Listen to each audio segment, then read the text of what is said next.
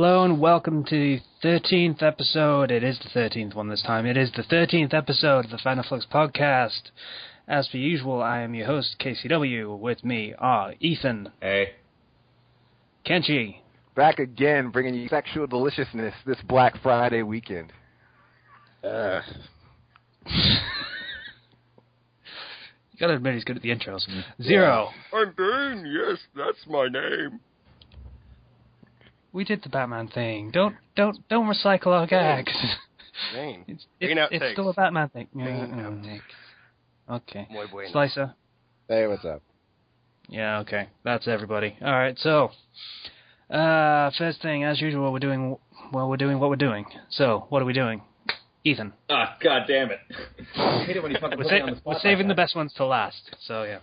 Oh, I'm glad to... Yeah. Subtle. Anyway, I know you say you don't like us when we plug ourselves, but this is really one of the few things I've actually done this week outside of Thanksgiving, but we've just updated the latest chapter of Face Every Shadow, which I'm pretty excited about. It's getting it's getting generally decent reception. It was only a few weeks after you actually sent it to me. I know. Is it going to be like years? Is it going to be like years before you post 42? We'll see how that goes. Not until powers become a thing. And then I also did Thanksgiving with my family, which made me feel super awkward because I had nothing to talk to them about because they're old people and. Well, I mean, it's just the fact that it's kind of a generation gap, and I also just don't work very well in large groups. Yeah, that's unpleasant. It is. Sometimes. Yeah. So it was like a whole family get-together, not just like immediate family?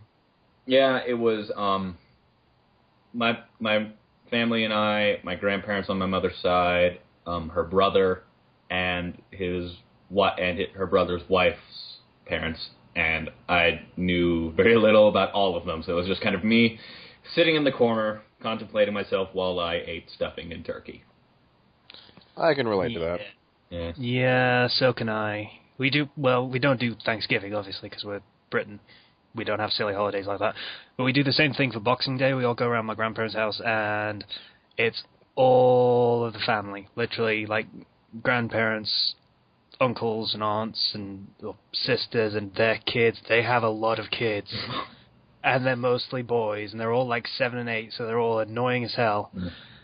And I'm just sitting in the kitchen eating sausage rolls all the time, so, you know. Oh, wait, actually, I can relate to that because my uncle has a 4 to 5-year-old kid who basically I'm kind of having an experience, sort of a social experiment through him because I'm curious what the next generation is going to be like because it's basically going to be the first generation raised entirely on the internet.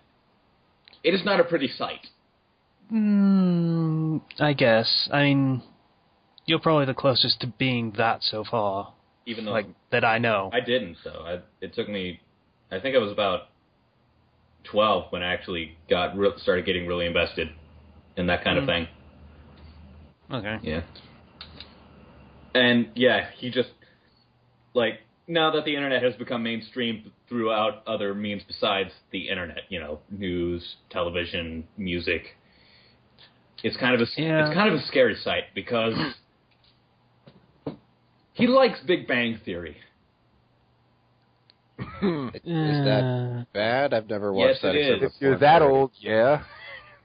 You're you're not supposed to be. How old? He's 5. No, you don't like Big Bang Theory when you're 5. What the? No. You don't like Big Bang Theory, period. Well, I don't like it at all, but some people like that show. Hey, it's them. I personally don't like it just because I don't like sitcoms in general. I can count all the sitcoms I liked on one hand. Yes, The Cosby Show, Family Matters, and Modern Family. I used to like Everybody Loves Raymond, but Yeah. Anybody watch The Goldbergs? No. My dad introduced me to that. It's about a family that's in the 80s. Oh, and the only reason I liked Family Matters was because in the later seasons when things got really stupid. Okay. Like possessed ventriloquist dummies that came to life and stole your soul. What? Yeah. Yeah, we don't do that in this country. Pretty much, we just let a show run its course, and when it's done, it's done. Oh, also, All in the Family. All in the Family was a really good sitcom. Why do you keep listing all of these 80s and 90s sitcoms? No one cares. What's that 70s show? Modern Family isn't 80s. It's pretty recent. It's still going. Yeah, Modern Family's like this millennium, this century, this decade, actually. Okay, that's sure. And Goldberg's is a current thing that actually it's current, but it takes place in the 80s. Oh, which is kind of funny. Yeah, and let's see here. What else? Oh, is anyone here like a Clemson, South Carolina fan? Nope. Oh, well. Nope. My parents dragged me all over to my grandparents' house again for the game that was going on last night, and it was not a pretty sight coming home. Everyone was mad at each other. Okay, this would be the sports team losing badly and everyone's pissed off kind of situation, yes? Yeah, my mom's the only Carolina fan, like, out of all of us, and I just kind of sit quietly as neutral ground because I don't like sports. Like, the only sport I don't understand sports. The only sport...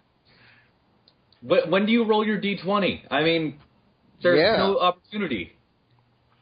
And, you know, they don't even... When do we roll for initiative? I don't understand. Yeah, they don't even put any effort into building their character at all. It's all just the same guys. There's a D20 gridiron game, by the way, called Blood Bowl. There's a D20 engine-based wrestling game. Which one is that? Yeah. We need more info than that. I think it was like 90s or 80s era. So like Randy Savage and Hulk Hogan and Ultimate Warrior. Okay. And let's see here. What else have I been doing? I've been going through all of the Metal Gear Solid games through one way or another. We'll get to that. Yeah. I have a lot to talk about Metal Gear Solid. Yay. Another spotlight on a shitty writer. All hail Suda51 and all that shit. I don't care. I really don't give a shit about Suda51. I'm sorry. No. That's why I was so pissed off last week when you started bringing it up again. All right, we're moving on to the next person, which is... I'm going to be skipping over Kenchi because his is going to be the big one. All right, Zero. All right, so... Thanksgiving this week. I started writing I'm still writing 3 updates at once. I'm trying to get more updates out there. Wasn't able to get any out, unfortunately, because Thanksgiving. Which was interesting. We got to watch the Cowboys face against the Raiders, and since I live in California, everybody's a Raiders fan. So that means that we were the only family screaming for the Cowboys to win. Dallas Cowboys for football. It's kind of awkward. Okay. Yes, sports. Okay, and I guess I can relate because we're now Sports Flux. My dad was German, and don't know if you know this. Germany and England have kind of a pretty serious rivalry going on. Yeah, I knew that. Yeah, I mean, in soccer, I've never seen it come up before, but you know. Soccer, specifically. Yeah, so, I've noticed that too. Yeah. My dad, being German, was constantly rooting for Germany in England versus Germany matches. Yeah. That was something. Though the one time that they lost horribly 5-1 was like the best moment ever because he was so miserable all day. But yeah. Actually, one of my favorite things about like European fans in soccer is that they seem to have the best chance. Like in Britain, it's always come and have a go if you think you're hard enough. That's really cool. That's one of them, I guess, yeah. Also, since it was Thanksgiving, a lot of my friends who all went to their different, a lot of my high school friends all went to different campuses, all came back home, so we all got to hang out again. And that's pretty cool. So we met on Friday. A couple of us went out to get some Chinese food, for lunch and just talk. And then we went over to a friend's house, and I introduced 2 of our friends to Dungeons & Dragons. We did a one-shot adventure. How'd it go? And, okay, so basically, if you put all of us in a room together, things get a little bit crazy. There was this entrance to this mine, so we had to go in, and there was this big watchtower, and there were these cliffs near the watchtower. So me and the ranger... In a mine? No, outside the mine. we were outside the mine. There's a watchtower outside the mine and cliffs and everything. Okay. We were trying to get in. And so we got up to the cliffs, and I was a fighter, and my friend was a ranger, and me and her were sniping some of the dwarf watchtower guys. And we managed to kill one, right? While our friends were going up through the front and fighting and going to fight the other guys. We killed one, but then there was another dwarf, so I'm like, you know what? What if I were to just use my grappling hook on the dwarf? Ah. Okay. Because I have like a grappling hook and like 250 feet of rope. So I roll it, and what it Because did you always was get rope. I threw the grappling hook, and I caught the dwarf on the back and like pulled him over off the tower, and then he fell down with the grappling hook inside him still. And then we tied the other end to a tree, and then I slid down the rope, and when I landed on him, I killed him.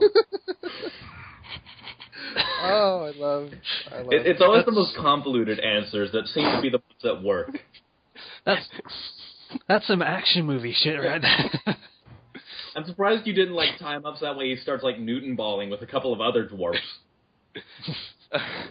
And then we had a mage going up through the front with the other group, right? So we were like, they're all balled together because all the guys are all balled together because me and my friend have been sniping them from the cliff top, so they're all like grouped together, like, oh my gosh, there's guys over there. So we're like, and he has we all start out at level 3 because to make things go quicker, and he started out with Flaming Sphere and Illusion. So what he did was, we were like, what if you cast an illusion and then you cast the Flaming Sphere first? And so the illusion we cast was it was a hot lady pulling a big cart of baked goods, and the baked goods was a Flaming Sphere. And we sent it at them. That's awesome. And the guy and they were like, stop, the guys are like, stop, and then they go through the lady, and then the flaming ball gets them, and they just get set on fire. I have to warn you, these goods are hot. And then that hits a corner of the tower, and I cut down the other corner of the tower, and the tower falls on them. Because they weren't dead enough before. Just to scare any of the survivors. Look, I'm not satisfied with a kill unless I'm inhaling it. And so, like, a couple of them managed to get away inside the mine, and then after we find that since we knocked down, after we knocked down the tower, that beneath the tower was an entrance down below. And I took some of the armor from the dwarf that we had killed by grappling hooking him, and I was a dwarf at the time, so we went in there, and there were like 12 of them all gathered around. So, and one of our friends was like bleeding because he'd been hit. So, our mage, I came up with a crazy plan where I would go disguised as a dwarf that got sniped, or that's what I was or the dwarf, one of the dwarfs that they hadn't heard scream. And my friend wrote in blood an explosive rune, the blood of my friend who was a priest, like a cleric. He wrote an explosive wound on it that was a quadratic formula. Did it do holy damage? So I went down there, and I'm like, I have to tell you, I have information about the invaders. They're like, okay, gather around. And so there's 8 dwarves around me, all gathered around. And behind me are explosive barrels. And just keep it circled around the meeting area. It's a nice centerpiece. So I look at the guy, and I'm like, they put something, I pretended I was dead. They put something on me. I can't read it. It's upside down. Can you read it for me? He's like, what the? And he reads it, and then there's a big explosion. It just sends dwarf bodies flying all over the place, dealing 25 damage. What does I prepared explosive runes today mean? I don't. Yeah. Okay. Make things go boom, Casey. Basically, it was an Order of the Stick reference, whatever. And so I had like 20 health, so I had survived with like that -5. But I killed. So not dead, but definitely unconscious. Yeah. They had 12 people, and I knocked out like 8 of them in one big explosion because I did kamikaze dwarf. That's a good name for a band, the Kamikaze Dwarves. Wouldn't you die before your party got to you? We were all like. Well, what about a saving nearby? We were all nearby, but yeah. Yeah, I mean he's got saving throws still. Like we were still there was an erased platform thing that we were on. I had gone down the stairs, and they were pretending that I was one of them, and they were in a dark corner, just waiting to like spring the attack. So that's what happens when me and my friends get together. We grappling hook people off of buildings and kill them with our fatness and. I feel like that your Dungeons and Dragons campaigns are like what would happen if the kid from Home Alone did them. It's a fair comparison. It is. It was really fun, especially when if he makes a dwarf that looks like Joe Pesci as an in-joke, I would not blame him. I don't get it. So, anything else, Zero? My brother's been getting really into Persona, which is kind of awesome. He's been playing. Okay. He's been playing. He watched Persona 4 the animation. He's playing P3P. He wants to play Persona 4, but we lost my PS2 power cord, so we're going to have to get a new one. I don't know. I thought there were some interesting choices with the animation style and animation. Yeah. It was like, okay. I didn't really like the kind of sepia tone. Like, it had sort of a thin layer of kind of a brown over everything, and I didn't really like that. That was mostly in the TV world, that was in so the TV that world, yeah. fits. That fits. That was what it looked like. Mm-hmm. Well, it was slightly more yellow than brown, but whatever. Details. No, I'm referring to, like, it just had, like, color correction that was kind of brown. No, it didn't. In the real world, it didn't. So... I've been trying to keep him away from fan fiction so he doesn't find out any spoilers for the end of Persona 3. That's a good idea. Okay. I guess. I mean, I didn't like the story in P3 anyway, so I don't know. I didn't either. I thought it took too long to actually get to. He's like, Akutsuki's a bad guy, isn't he? I'm like, Akutsuki's a bad guy. I can't. Yeah. Not even a spoiler. That's not a spoiler. It's kind of obvious. Yeah. I didn't really notice just because I wasn't very invested at that point. I was just like... I told him about the one fanfic where a guy just straight up killed Akutsuki the moment he saw him. Oh, yeah. Whoops, my finger slipped. So that's been pretty much my week. I can't think of anything else. Okay. Slicer? Okay. Just been replaying Far Cry 3, which is terrible, by the way. It's just... Wow, it's bad. The stealth is really screwed up. A lot of conflicting opinions from you, dude. If you play it long enough, you realize the stealth is terrible. Like, I attack bases, you got to capture the outposts in the game so you can teleport around, fast travel, whatever. And if you snipe from long distance and you shoot too often, they can see you even if you're hiding behind like 7 layers of bushes. It's just, how could you possibly see that? Yeah, I never liked that. Like it was easy at the start, but the further you go in, like the more absurd their awareness is of your presence. Yeah. Mm-hmm. Let's see. Whereas in Skyrim, you can just shoot somebody in the face with an arrow and then hide, and they'll be like, "What? What happened?" Yeah, that's the other end of the scale. Yeah. It's just my imagination. And if you have Lydia with you, Lydia's like, "Oh, I'm gonna stab you." She just runs up front. Like, okay, Lydia, you're supposed to be a stealth character. She's very enthusiastic about things. Yeah. She's a very enthusiastic stealth character. She's probably how I tend to act whenever I play stealth games, because whenever I get caught, I'm just like, fuck it, and I start slaying everybody. Sneak attack! Wow, your score in Metal Gear Solid games must suck then. It does. We'll get there. We'll get there. I reached max level about halfway. I'm the most tactical espionage actioner. You'll never see me coming. You'll see the bullets, but not me. Yeah, okay. Let's shout things more. Slicer, you were saying? Anyway, I reached max level about halfway through the last island of the game, so I just fuck stealth. I just gunned down everything. There was no experience left to get, so I don't need to be stealthy anymore. Because you get, like, 7 times more experience if you're stealthy. Which pissed me off when it caught me. I had to, like, I kept getting caught, and I kept restarting before taking over the outpost because I was sick of the fucking... Yeah. That sucked a lot. I will admit Blood Dragon was pretty fun. In, like, the dumb 80s parody kind of way. It was so parody. Yeah. I never played it. I just remember the one fail I watched of a guy just getting snatched out of the air in front of a guy by a dragon thing, and he's just like, well, I'm just gonna go the other way then. Cause, I don't think that's a good idea. I think I'll just go. Yeah. It's like that video where they released that bunny into the wild only for it to get snatched up by an eagle. Does anybody really remember what one of the, I think, marketing points of Far Cry 3 was? It was like Skyrim with guns. Oh, so it's like Fallout. So it was like Fallout 3. Yeah, that's what I was thinking.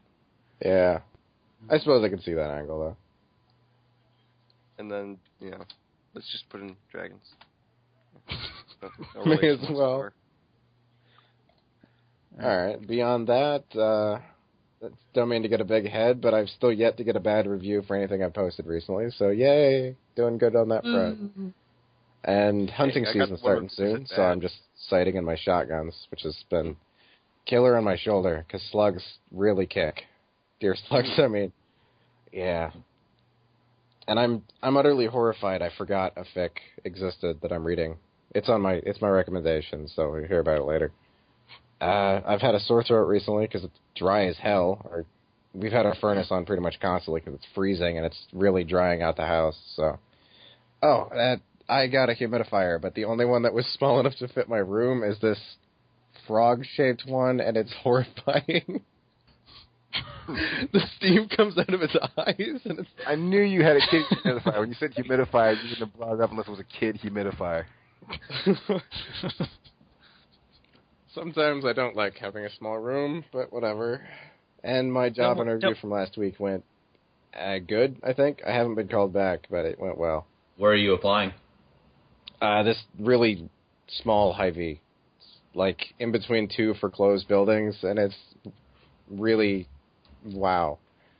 Yeah. Okay. Yeah.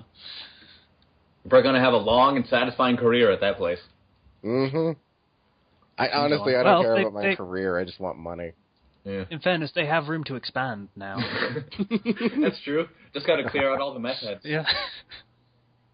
Yeah. Okay. Yeah. And that was my week. Yay. All right, like I said, we're going to save the best for last, so I'll go next. I started playing Lego Marvel, and it happened again. So, games like that, I tend to play with the volume right down, because I don't really care about the story, so I can just barely hear the voices, and you go, okay, I can listen to a podcast or something while I'm doing it. So, I get to the part where Black Widow shows up, and I'm like, why do I find this Lego person so attractive? So, I think, oh, god damn it. So I turn the volume up, and there's Laura Bailey doing her lust voice, and that's... Oh, God. You really... It works on anything. You won't stop talking about Laura Bailey, won't you? Casey, I need you to keep your pants on, okay? Weren't you the one that said in planning that your pants were already off? Yes. Oh. I admit, I want to try and get Laura Bailey on this show as a guest just to see how much you would flip out.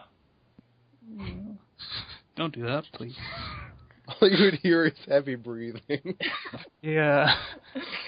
I heard you I heard you in my Legos. Yeah, okay. Great. Yeah. So that happened. That was interesting. Hunter x Hunter is still a good show, kind of. Is it still on? It's still on, yeah. 100 episodes. Well, more than, but yeah. So, the music direction is still really, really weird. Because, the first half of the episode, you got this, nerdy-looking guy in a suit, kind of cool and calm and collected and all that stuff with the glasses and just pushing it up with finger and thing, that I'm an intelligent character because I have glasses. Ding! Mm-hmm. And he gets a spark on them and stuff. Yeah. So he's trying to infiltrate this base so he can put portals in so people can get in easily. And you can practically see when he gets caught by a guard, the question mark and then the exclamation mark, kind of thing from Metal Gear Solid showing up. It's actually a pretty well done sequence. And then you have this other sequence of the other half of the episode with a political official kidnapping women so that they will service him as his slaves, Lovely. And it's underscored by this soundtrack that sounds like it comes from Elmer Fudd. What? I'm not even kidding. It's like kind of sound. Be very, very quiet. I'm hunting human trafficking. Yeah, it's one of the creepiest sequences I've ever seen because it's got like this big underground complex and it's like a little village inside and it's got these houses, they're bright colors and stuff, and it's like, you can do whatever you want as long as you never leave. And you go, I can totally see them like bounding down the road like Looney Tunes characters do, how they kind of lift their legs about a foot over their head before bringing it back down. Yeah, it's... If the music is the one thing that really brings that show down, because it's always completely wrong for the moment. Like the kid getting, like, basically tortured until he submits, and it's like underscore this da da da da da da da da happy music, and it's what the fuck is doing? I mean, I understand trying to go for that kind of thing because you want people to feel off-put, but there's only so far you can push it. Yeah, whoever did the music for that show needs to be fired. I mean, seriously. I don't know what the fuck they were playing at. Other than that, it's still a good show. I believe they defenestrate people in Japan if they fail that hard. Okay. So, the other thing that I did this week... So, I've been seeing a lot of fics for this one anime series recently. It's called High School DxD. Oh, yeah. I think it restarted recently. That's why the read the light novel. They did a second season. I watched that show out of curiosity because there's so many fics about it. I thought, why are people paying so much attention to this thing? And I watch it and I'm like, oh, it's one of those shows. Oh, the light novels are hilarious. Lots of boobs. Is that the the one light novels are so hilarious. Is that boobs. Is that the one I've been seeing like on forums where like they have breasts that are bigger than their heads? No, that's Icon. No. Oh, okay. That one sucks too. It does. Yeah. That's the thing. This show does not suck. It has a really interesting premise, yeah. It really does. It gets really good in the light novels, too. And the characters are interesting, and they have good backstories, and they more or less just stay focused on what they want to do. I mean, the protagonist is shameless pervert. A shameless pervert, thank you, that's the word I was looking for. And he sticks with that, like, massively serious situations, we might all die, I'm going to invent this super move that strips women's clothes. Strangely enough, it makes sense. Yep. Because they can't fight because they have to cover themselves up. Yeah, and it's something. At one point, he actually talks to the god of boobs. What? Yeah, I'm not even making this up.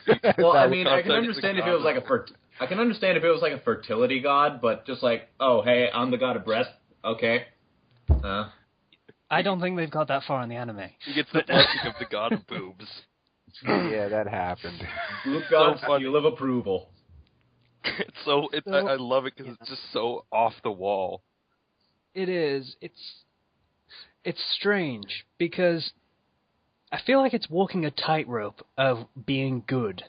Because if it leaned any more on the fan service, it'd just be softcore porn. Oh, I actually watched an anime like that sucked. It was called Demon King Daimo. I believe I watched that. Yeah, I've watched that. It had a really interesting plot, but all of the fan service shit got in the way.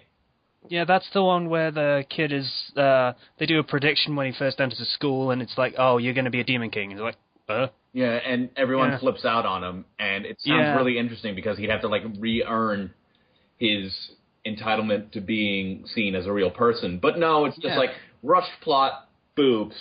Get it? Yeah, it's kind of interesting as an idea of self-fulfilling prophecy. He's been told that he's going to be a Demon King, so everyone immediately treats him like a Demon King and hates him for it. So it was interesting. A good premise, but it kind of flopped. I'm actually curious if there was a manga just to see if there was any difference. But that's actually not the main.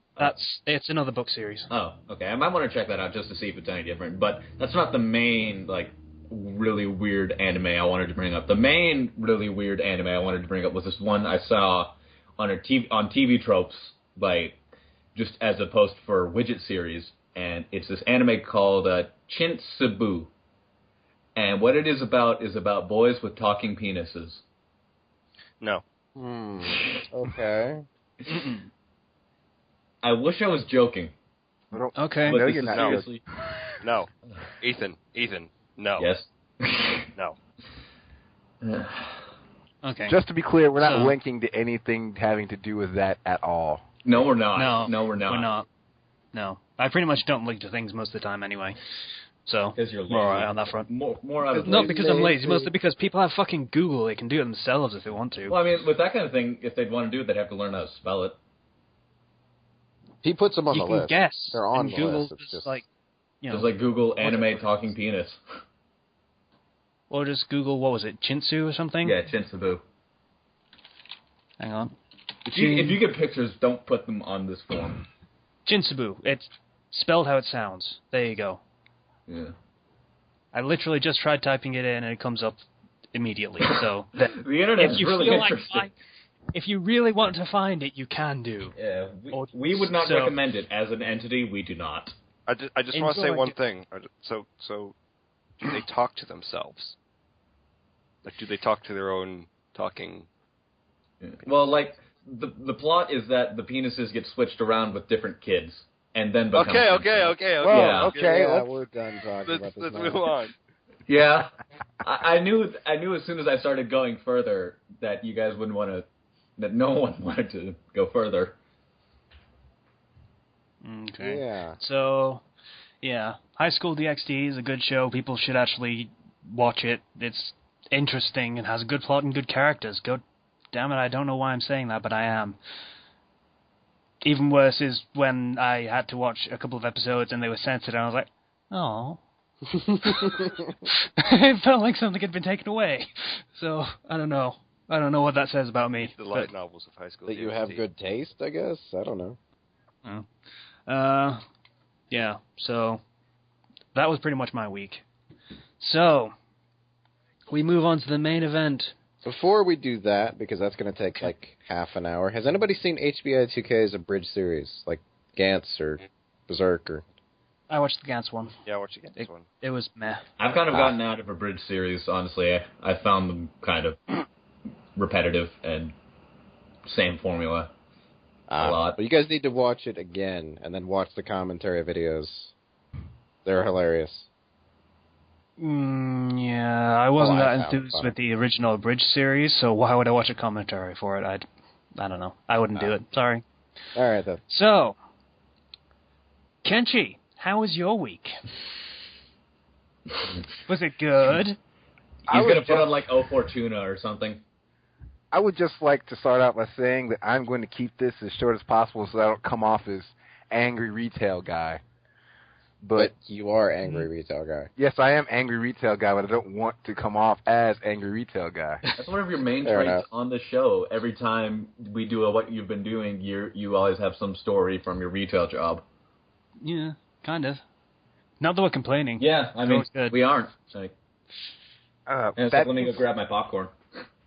That being said, I would just like to say that whoever's bright idea it was at some point in modern human history to expand the concept of Black Friday to envelop the entire weekend, they can burn in the deepest, darkest pits of hell. Reserved for people that have negatively afflicted the entirety of human history. You know, people like Hitler, like that. Because they've negatively stunted humanity by their actions, whether they know they did or not. Now, I don't know what happens to people when they think they can save money on something, like maybe, because the deals we had, some of them were pretty good, but none of them were any more than $10 or $15. That's not much for when you sell electronics. really. Like when you're talking about Stuff electronics, that's like just $100 or something. yeah, That's not really, a whole lot. it's really not that big of a deal. But people just did not. And imagine me as a person working at Kmart of all places, which people think is bigger than it actually is. Imagine me trying to explain the concept to people of only us having a limited amount of items to a crowd of people that simply do not get the point. They do not understand that we can sell out of things, even though it is Black Friday. Especially because it is Black Friday, we're going to sell out of things. Yeah. And so, and I was okay with that because like no one's gonna make a move on me. I'm kind of like 6'1", 190 pounds, and like you're not going to swell up on me. Okay with that. There's only one day that I feel happy about the fact that I live in a small town, and that is on Black Friday. Oh, it's horrible, man. And I could deal with that. The horrible part was working, like, when I had to work the register in, like, electronics, because the way ours is set up is that you have to punch in you have a personal security code, like, when you get on the register, and the way electronics works is you have to punch in your code every single time you do any kind of transaction. Ew. And the lines of electronics was, like, circling around the entire thing and leading out of it. There was, like, a line. Yeah, and it was going so slow, and it's just awful. Well, at least Are you you got that still Xbox accidentally One. typing your security code into stuff? What? Are you still accidentally typing your security code into stuff by mistake? Just out of reflex? No. I purged Kmart. I purged that place from my mind the second I got outside of the doors on all 3 days. Like Thursday, Friday, Saturday, and today. So I had to work early this morning, and I'm just looking forward to a regular week of Kmart as in not Black Friday sales. I'll be happy to go in there if only knowing that it's no longer Black Friday, which is not Friday. It's an entire 4-day period of time for some reason. They just call it Black Weekend or something. Fuck, I don't know. That sounds awesome. So it's going to keep Weekend is expanding. upon us. I got nothing done outside of working. Every minute I was not working this week, I was sleeping. So I got almost nothing done. I did I got one chapter of like number 1 hyperactive shinobi or whatever out Sunday because I knew this shit was going to happen this week. So I got like one thing updated, and that's all I've done. Done nothing else productive. Yeah. I did look it up, and we do kind of have a little bit of Black Friday. We're attempting to adopt it, apparently. Why? So, yeah. That's like more adopting money, that's why. like adopting the hunch kid from the orphanage that just sits on the corner and drinks the drainer fluid.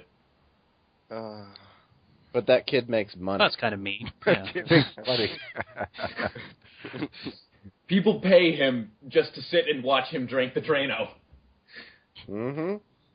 Yeah, Ethan's being kind of mean to the disabled this week. Just wait. Ethan's gonna like walk outside after this podcast, and a bunch of people with wheelchairs are just gonna run him over. Yeah. I'll pull out my own wheelchair and start acting defensive. I'm one of you. Yeah, that'll go over well. Yeah, that'll go over great.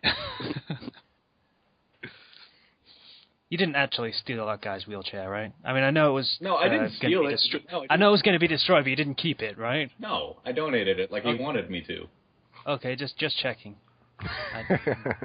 No, I took it to the skate park and started doing sweet jumps. I would have before. That would be a valid use for that wheelchair. Yeah, I've seen somebody do that. It's pretty awesome. Extreme wheelchair. If you're disabled and you're in a wheelchair, you can still do sick jumps. This motivational quote brought to you by Fandom Flux. Mm-hmm. Hold on, I have an idea. I'm going to get into business modifying wheelchairs for use in skate parks. The BMX wheelchairs. No, That's an actual thing. Those exist already? Oh. Yeah. Yeah, I think that's an actual thing. I saw I saw that on TV. Damn it. Well, I'll make Kenchi brand. No, what you can do is you can create a new sport, on land water skiing. Oh. Just get a nice thick nylon rope, tie your wheelchair to one end of the rope, tie your car to the other, and let it fly. People do That's that. just a recipe for viral videos. I mean, Yeah, those, I feel those are like I feel like Jackass did that or something. there are like 18 million videos of that. If you look. Yeah. And so Ethan's quest to find an original idea goes on for another day. Yeah. Casey and I, off the mic, have had a lot of arguments about the originality of our ideas. Yeah, he tends to come up with an idea, and then I'll say, hey, this other thing did that already. Even if I don't know what it is, he'll still have something up his sleeve. Every time. I don't know how I do it. It's like that episode of South Park where Butters is trying to do original ideas as Professor Chaos, but his psychic is like, oh, The Simpsons did that. Yeah, only it's not just The Simpsons. I just pick out someone that's done it before, and every time. Well, honestly, I feel originality is dead. Everyone's done something at some point. You're just... It is, obviously. I just like to crush your dreams, because I find that fun. You know, I could protest by not writing for you. Then you'd get nothing done. But then I could protest by not releasing it. So, you know. Well, then nothing... Well, I mean, that's kind of how my protest would work. You wouldn't get content to be released. Yours would just be redundant. Okay. Anyway. So, we're going to move on to the next topic, I guess, since we've... Well, what about you? Have you talked about your day? Or we? Yeah, he did.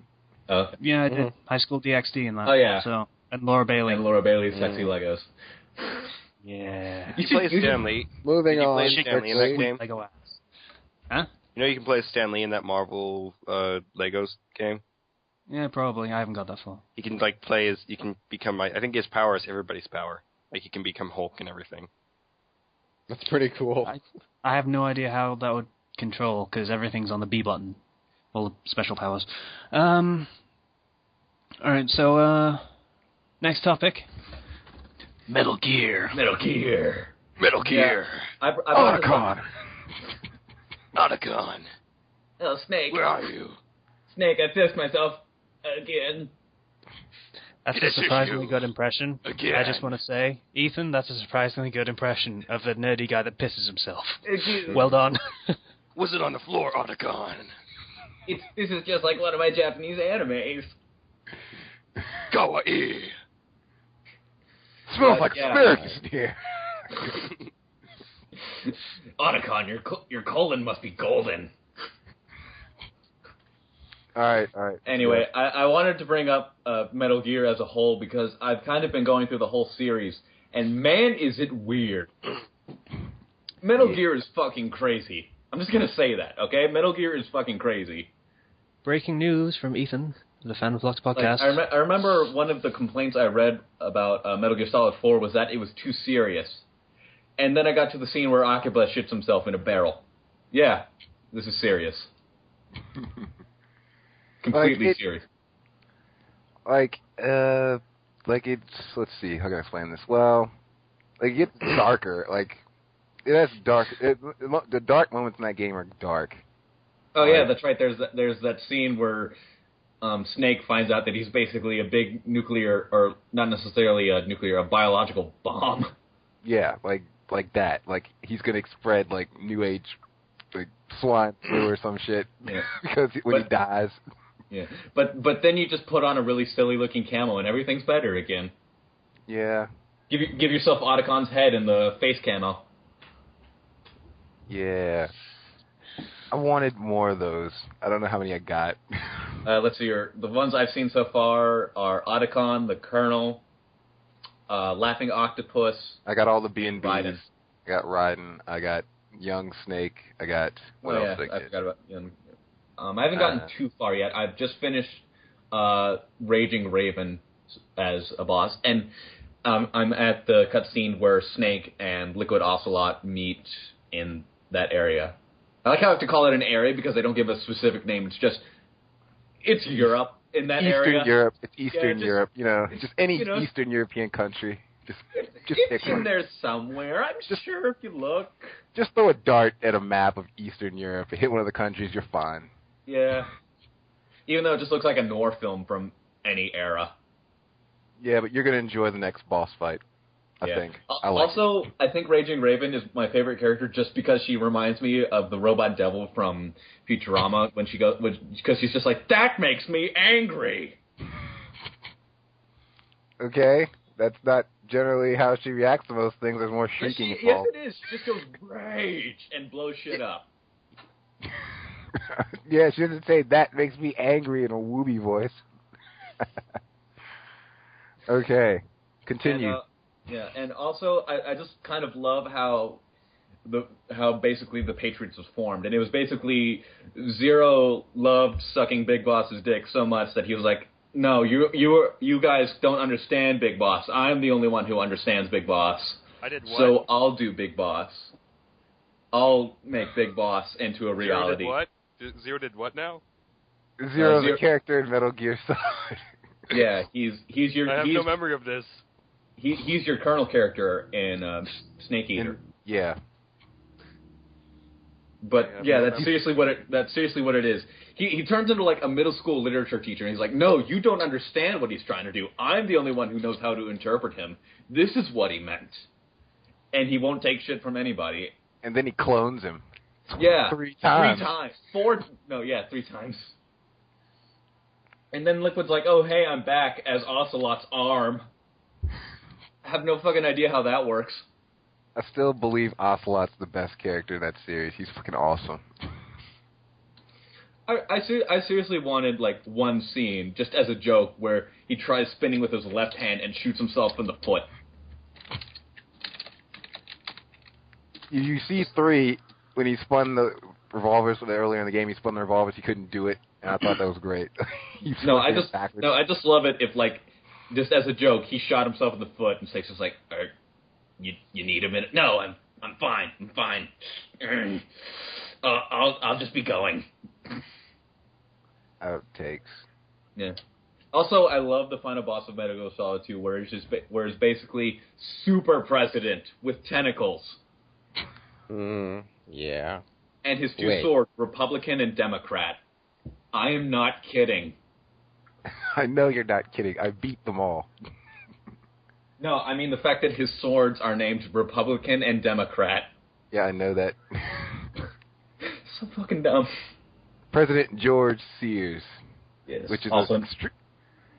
President Jack Johnson. These are generic fucking names. Come on. Yeah. Well, I still think my favorite, like, political figure boss fight is still giant Senator Nanomachine's son fight from Senator Armstrong. Yes. He's the best. Like that game is meme fuel. Yeah. And I kind of like how Raiden summarized how everyone was feeling when Armstrong started quoting Martin Luther King, and that was, what? Mm-hmm. Just, what?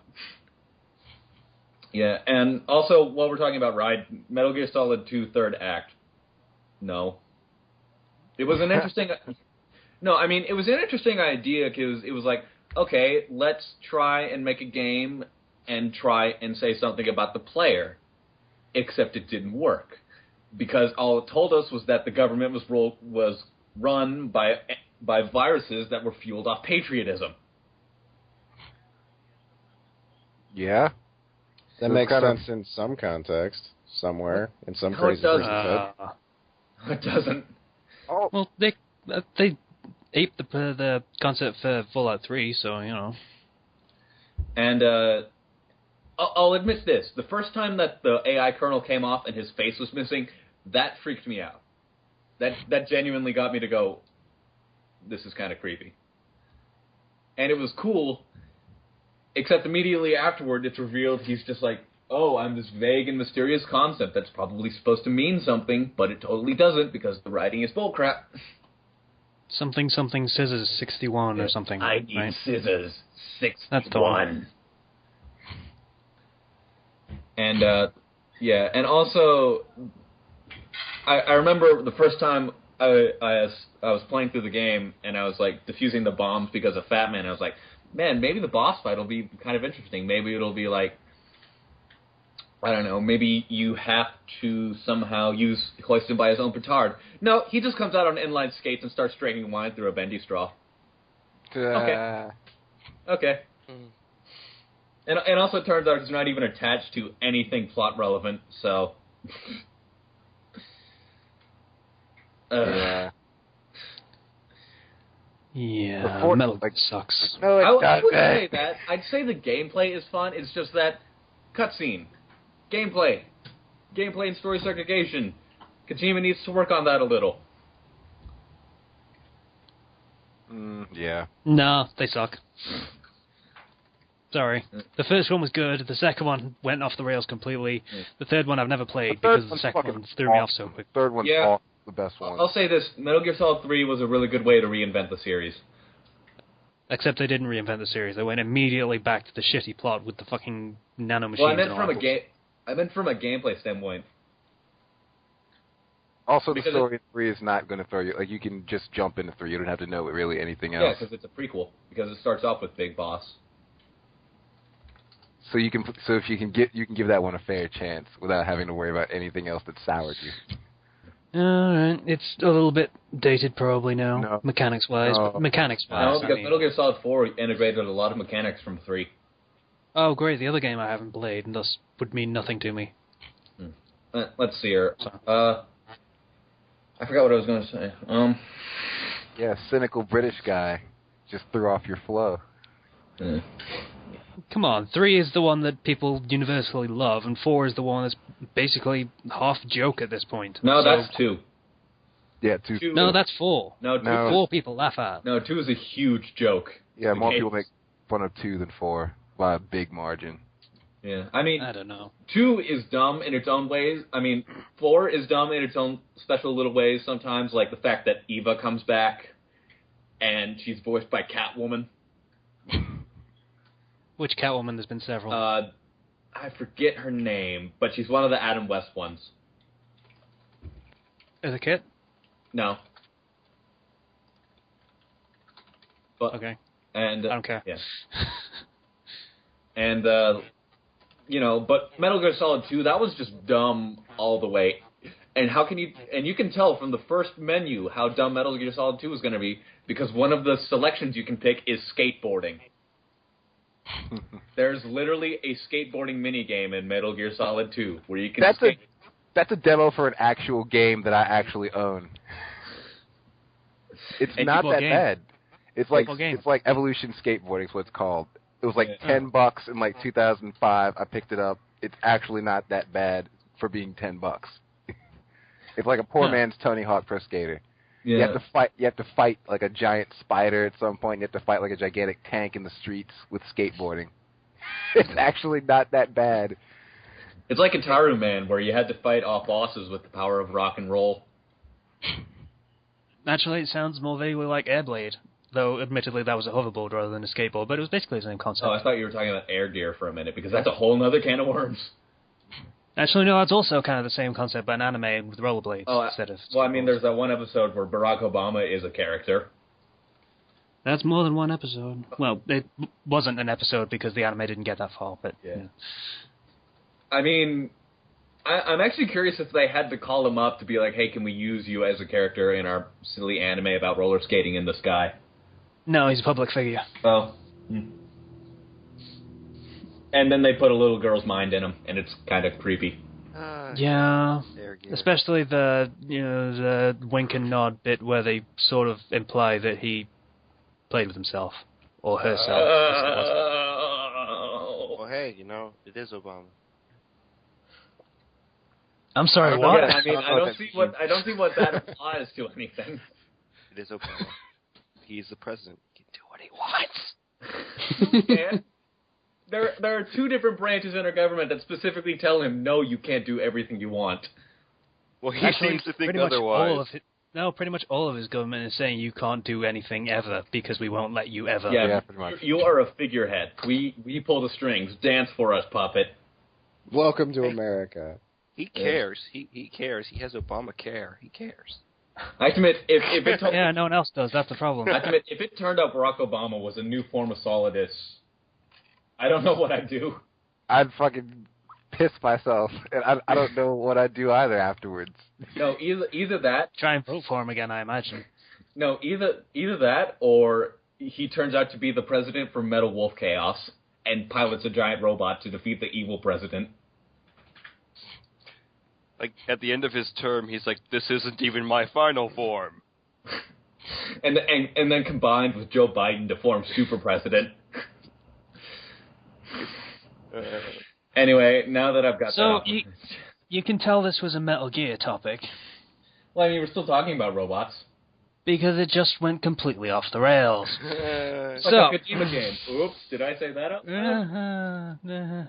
Suda 51's on any better, you know. They do exactly the same damn thing. Well, I mean, this is something kind of interesting I noticed about Suda 51 games, is that in No More Heroes, some of the flaws were intentional. Like, they were actually meant to characterize Travis. Like, a good example would be the sandbox. You know how it's, like, huge and barren except for a few certain stores you go to? That was intentional. That was meant to kind of personally inflict on you that Travis is an introvert and he does nothing. Like, there's this huge beach out there that he could go and visit and have fun at, but no, he just stays inside and buys t-shirts and anime. Bull fucking shit. I don't buy that for a second. Well, I mean, that's just like, either way, if it's true or not, it still brings up the argument of, will you sacrifice the enjoyment of a video game to make a statement? Like, where do you draw the line at that kind of thing? I don't like how that would snowball, so no. Anyway, Casey, what were you saying? Everything snowballs. What were you saying, Casey? I don't know. What was I saying? You were about to ask me something. No, I wasn't. Oh, okay. Well, I mean, like, yeah, that's just like, it's a question you kind of have to ask now that games are starting to evolve as an art form.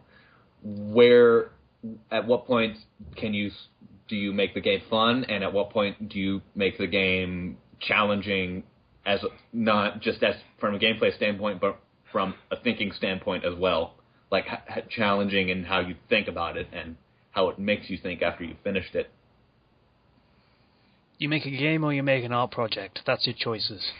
Pick one. Well, I mean, why not both? Why can't you try and make an interactive experience that will try and challenge you? Because then you are David Cage. That's why. I think.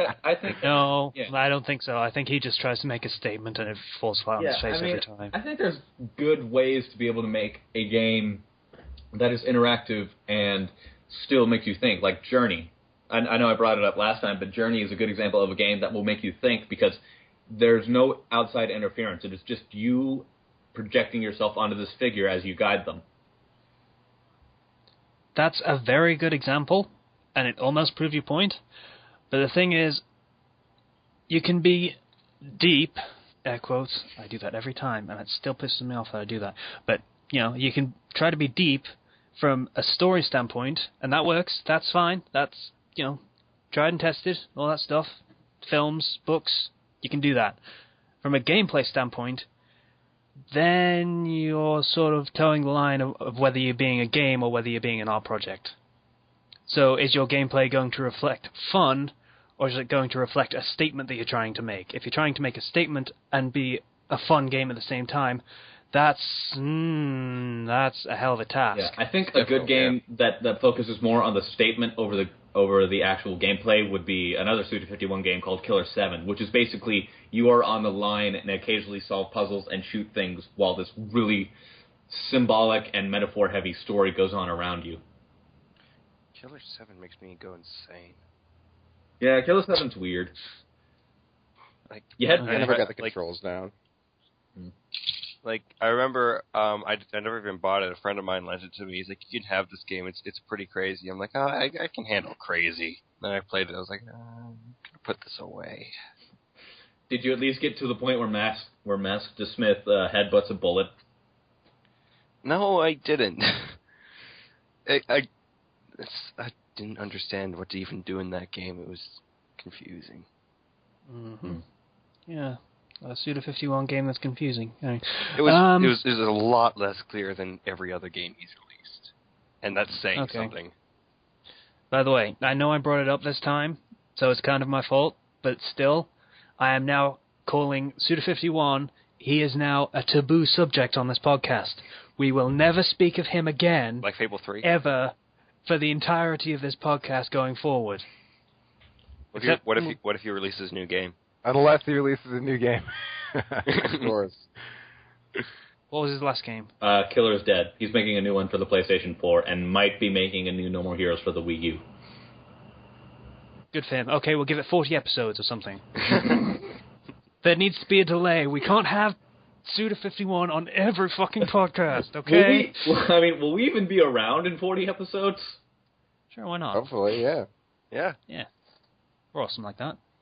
Staying power, bitch. Yeah. Next topic. We get a TV Tropes page, I'll believe it. It's episode 53.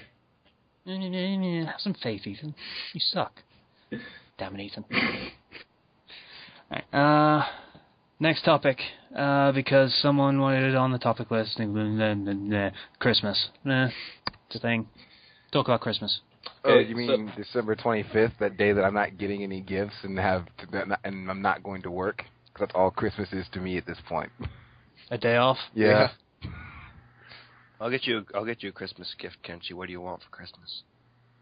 Peace and love, baby. You said that really creepily, like, what do you want for Christmas, Kenchi? Okay, Zero, you need to get a bus ticket because you're going to be visiting Kenchi's house. Giving him some love, you know. Does it involve a box with a hole That's in it? what he wants. I'm not going to be a silent night over at Kenchi's house, if you know what I'm saying. Yeah, let me just get one thing straight first. I'm the pitcher, you're the catcher, all right?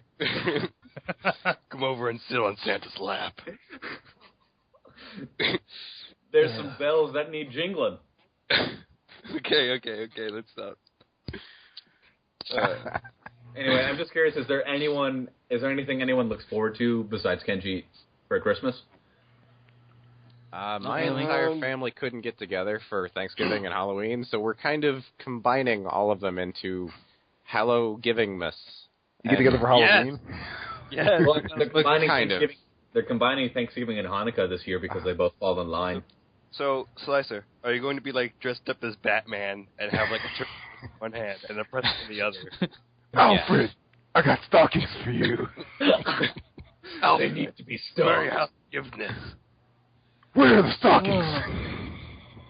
Where's Santa? Come outside, I Alfred. can't We need to believe go sing I Christmas started carols. I Sit on my lap. Where is he? This is my fault. Is it me? Or has this become a sort of best of the Fandom Flux podcast episode?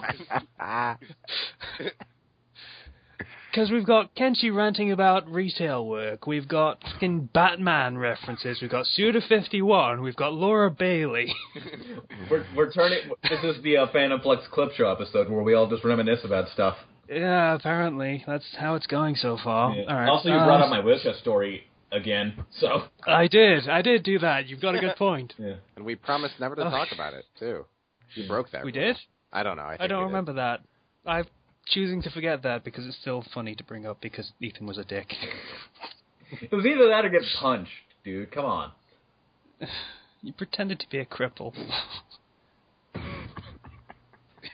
All right. Well, I'm genuinely happy this year because I don't have to go down with my dad to revisit all of my relatives on his side in Florida because it always just ends up with me sitting awkwardly around a campfire while they talk about politics angrily. Yeah, instead you can do that with us. Yay. Yeah, because we totally remember the Obama in girls' body debate of 2013. Oh, yeah. That was a thing. For Christmas for me. It's actually disturbing how many comics there are based around Barack Obama. Yeah, we know. We've seen the cracked article. We don't need to talk about it. Zero, what are you saying? My grandma always comes down for Christmas. She makes her like famous like family recipe lasagna. Nice. Really good. I stopped Ethan so that you could say that. Yes, I Nicely wanted done, to. Zero. That was. I spoke Yeah. first.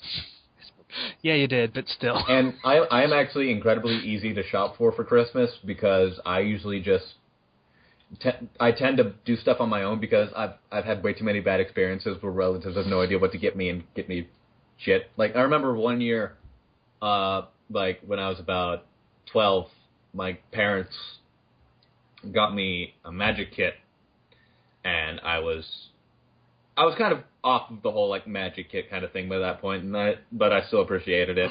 And then I went over to my grandparents on my dad's side, and I unwrapped one of my presents. It was the same exact goddamn magic kit.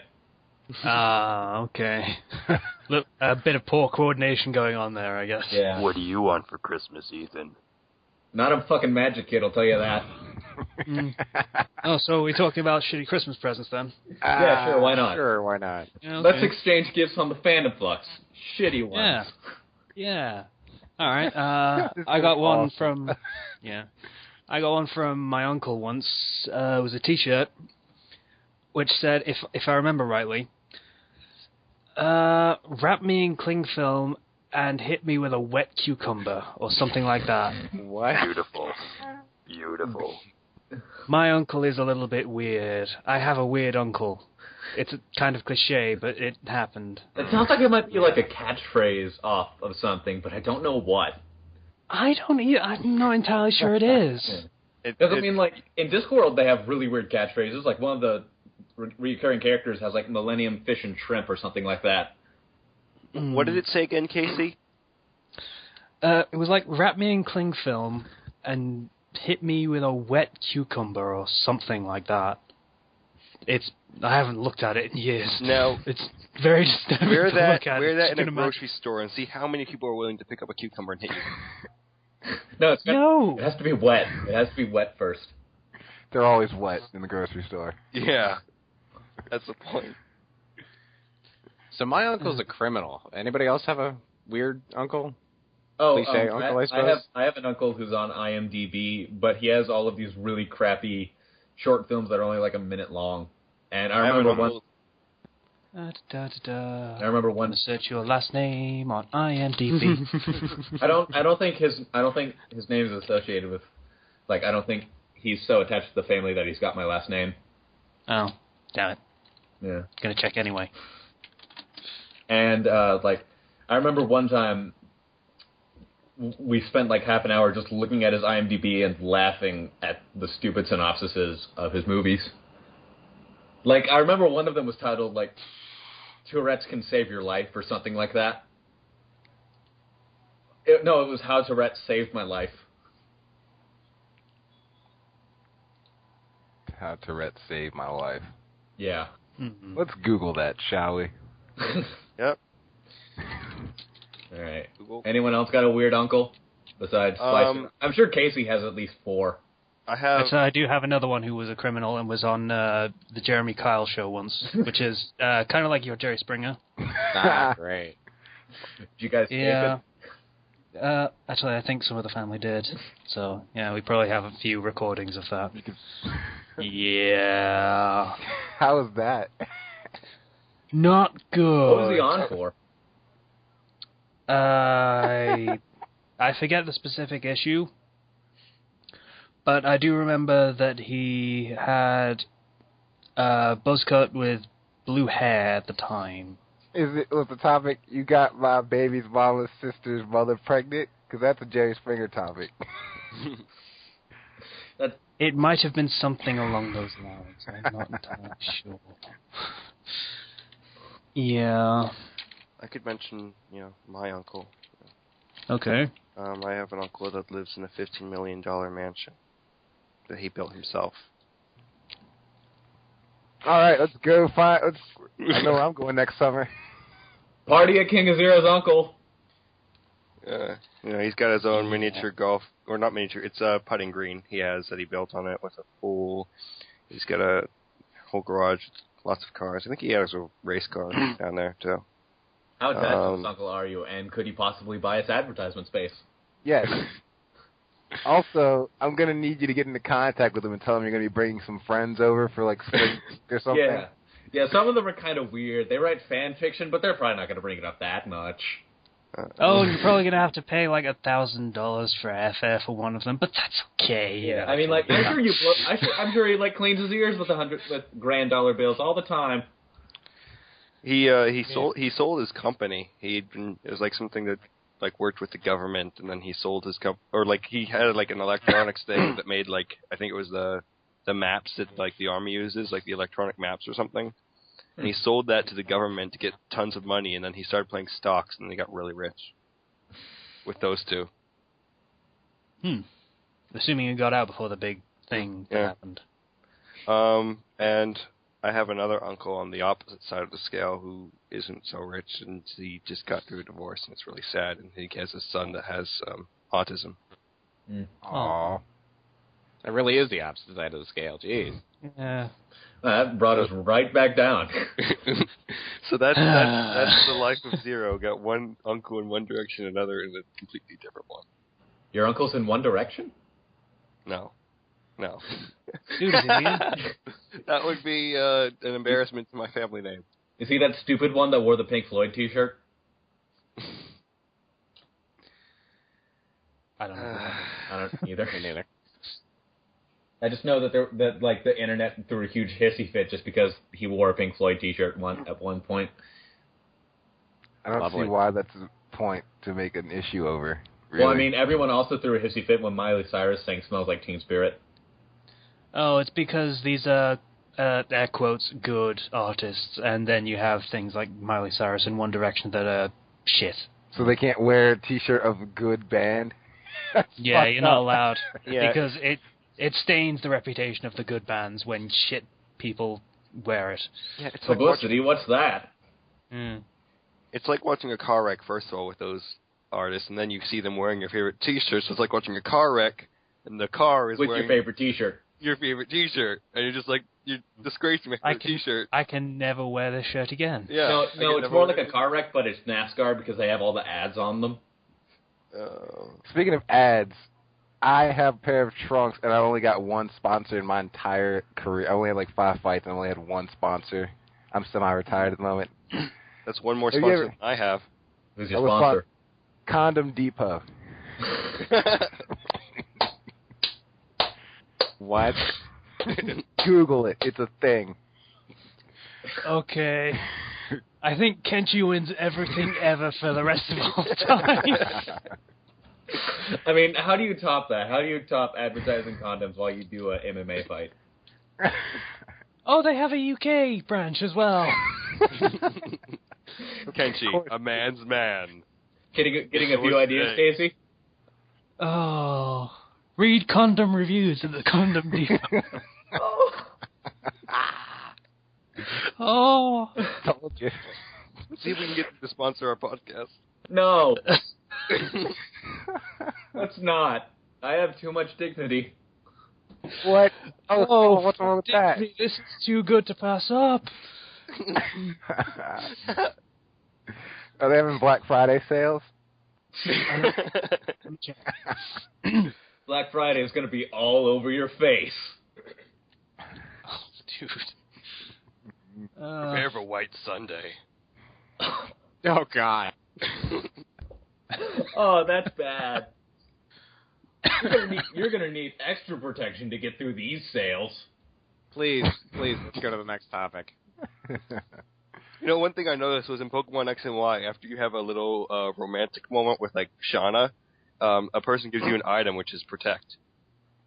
That's great. Protect's a good TM. Here. I kind of want to read this ad, just like in a kind of exaggerated voice. The voice of Sonic once advertised condoms for Trojan. Hang on. You're too slow! Don't. Come on, step it up. Getting better than ever. Our 100 condoms assortments, packaged in our classy holiday sampler. 100 condoms, lube, and a vibrating Johnny. Really? I love this website. You're welcome. Okay.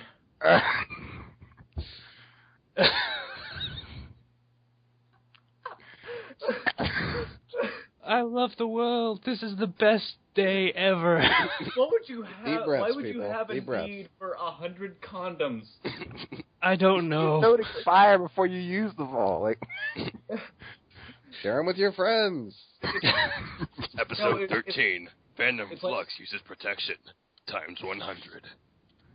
No, it's like the Good Diva chocolate boxes. You got to know which ones are the good ones and which ones are the bad ones before you buy them. I think I'd want to put all of them on at once because it would just be hilarious. It looks like a cricket bat after a while. No, it actually look like a baseball bat because it'd all go on and it'd be bigger at the very end because it's getting bulged and stuff, right? Right. I think we're losing every single female fan we might have possibly had hopes of getting. Oh, they'll have a sense of humor about it. It's just condoms. They know what they are. They know what they're doing. I totally want to see. I want to hear that like 911 call. Like, hello 911. Yes. Do you know how to get 99 condoms out of a girl? No reasons. Just. I gotta tell you, sir, I got 99 condoms, but a bitch ain't one. Oh, that was pretty good. That wasn't even a good joke, but I don't know. That still should get a laugh anyway, just because. It's because we're still high off the original. Yeah, that was good. Vibrating Johnny. A vibrating Johnny. That's a problem because I have a character named Johnny, and I can never take his name seriously ever again. Oh, I feel sorry for the Johnnies of the world. Yeah. Both the condoms and the actual people named Johnny. Neither of them have really got a good shake out of the will, have they? I'm going to do something terrible now because of that joke. Casey, don't mention shake and condom in the same sentence. Yeah. Probably a bad idea. You gotta, yeah. We haven't talked about condoms for like 5 minutes. It's funny. Have I shared the story? I think about it's me a and my worthwhile. brother blew up a People bunch need of to condoms know and about sword fought with them? What? Yeah. How do you sword fight with condoms? We walked into our old place and there was just a box of condoms in the garage. We thought they were balloons. So we blew them up and started just sword fighting. Oh. Considering I'll you be didn't honest. have a helium machine or something other thing, I can imagine how you blew them up. Yeah. I kind of thought it through about halfway through actually saying that, and Yeah, me too. yeah, how do you sword fight with condoms? Well, You gotta blow on them a little first. you blow on something. You know what I've never understood? Flavored condoms. Oh, that's not a difficult concept. How could you not get that? Well, I mean, it's like just get a fruit roll-up. Really? It does seem kind of pointless. I don't think that's the same. It's not the same thing. It's not even close to the same thing. Let's move on, please. Yes, let's do that. Must we? Must we really move on? Yes, we do. This topic could last for another We hour. have responsibilities. Okay. We're just going to be in a fit for the rest of the episode, aren't we? All right. Next topic. We're on to some writing topics now. So if you were waiting for that, then you got a lovely bonus before it came to it. But here we Fandom go. Flux from Metal Gear to condoms in 60. Yeah. Okay. First-person fight scenes. Yes. We've got a couple of people on here that have written them before. So, Zero, why don't you start? Because I have no idea. My brother actually kind of was asking me the other day, how do you write a first-person fight scene? Because I just keep writing I or this or that. I do this, I do that, I do this, and there's no real variation. And that can be kind of hard if you're starting out with first-person point of view and you want to have a good fight scene. It's hard not to focus too much on your main character, yeah. Yeah. Yeah, that's a problem. And I think Ethan might have left because of the word hard, but I'm not sure. No, I was just like half listening, and then like I just kept going back to the 100 variety box.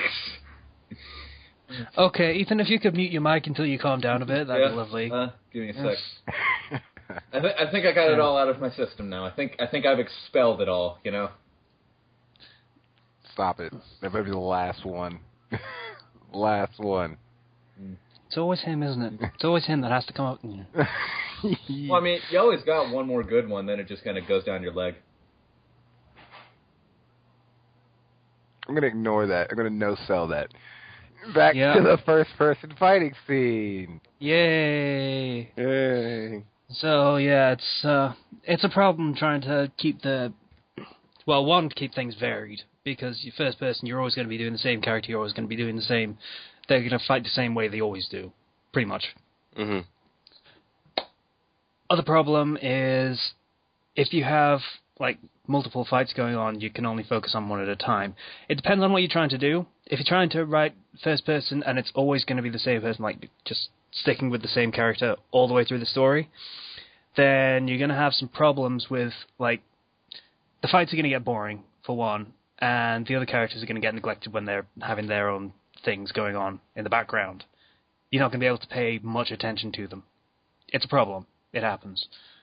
But the best ways you can make use of other characters in fight scenes properly is to have, like, group fight scenes.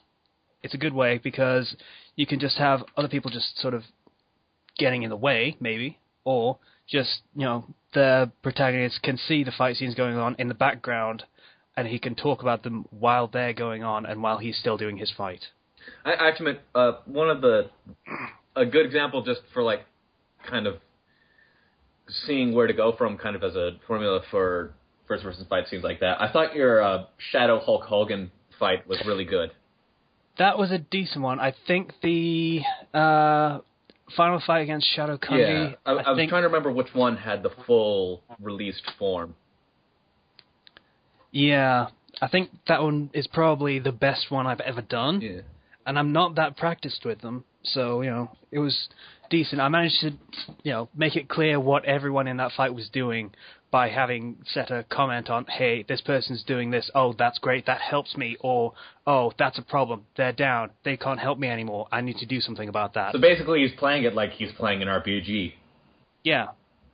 You try to keep all the characters focused on what they're doing by having the protagonist try to help them with what they're doing at the same time. So you can tell the whole fight scene as one big whole thing. Yeah. Yeah. I'm explaining this poorly. That's why I don't write fight scenes in first-person fight scenes in fan fictions. I only save them for, like, actual novels, like stories that sometimes are going to focus on one character anyway. Mm-hmm. So, yeah, I tried writing a first-person story. Actually, it's called The Error. It's a Persona Fate Stay Night thing. It's not my best work by far. But I tried first person in that. It was mainly, like, the reason I wrote that story was because I wanted to experiment with a first person point of view, only to find out that I sucked with it. Like, I did a fight scene, and, like, it was starting out in first person, and then I ended up switching to third person at one point. I'm like, this is actually way better. Yeah, I've got to say, practice. having done it for a while, first person is definitely not ideal for writing fights. Unless it's just always going to be one-on-one and it's always going to be that character. And even then, it's going to get stale. So, you either need to find a way to, switch things up every now and again so that the fights stay interesting with that one character, or you need to, I don't know, make it a group effort constantly. So there's always other characters doing other things, and you can always focus on that when the main fight gets a little bit dull and repetitive. You ever read the Percy Jackson series? Yeah, I read those when they first came out. I haven't done anything since. Because, like, the whole first Percy Jackson the Olympians thing, that's all first person, right? And so he does all these fight scenes, like, okay. But he actually, like, in the sequel series, he switches to third person. I think it's, it's a lot better. Yeah, because I was about to say, in the original novels, he was the only one who fought, like, period. He was the only character you focused on when there was a big fight. Yeah. Like, even in the final book, where it's like, oh, hey, all of the gods are storming Manhattan, might want to get your shit together, it's still mostly him. Yeah, and then, you find out, oh, there were fights over there somewhere else, by somebody telling him, and you're like, oh, okay. Yeah, like you can't take advantage of that. Yeah, like there's an entire resistance group he's managed to get together, but still it's just like, oh no, I'm the hero, I can do everything, don't worry. Yeah.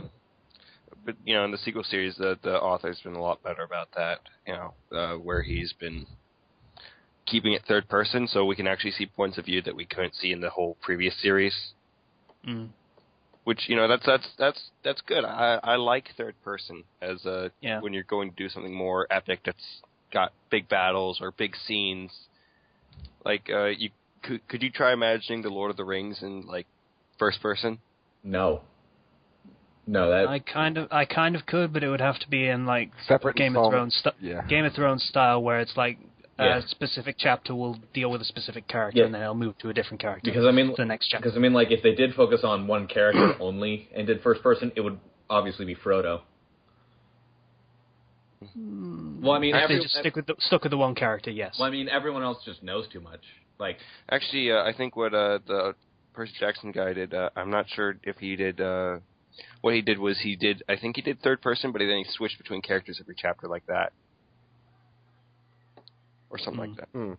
Well, no, and he did that in the Kane Chronicles spin-off with where he flipped through the two siblings in first person, and in the first series it was just Percy, and in the new one, which I only read one book of, the new one, it's third person for everyone. Yeah, and then he switches between characters, like what they're doing every chapter. I thought you had said something else. Sorry. Yeah. Obviously, third person is going to work a lot better for an ensemble cast, especially when there's going to be fighting going on. But if you're going to have a very limited cast and the fights are going to be very small scale, then it's a lot easier to do first person without it getting, like say difficult to focus on what else is going on. Like say about 3 to 2 people against one giant robot / monster thing. Yeah. Anyway, so that's a topic. Yeah. We got anything else to say for that? Not really. I think we covered it pretty well. You're thinking about it, aren't you?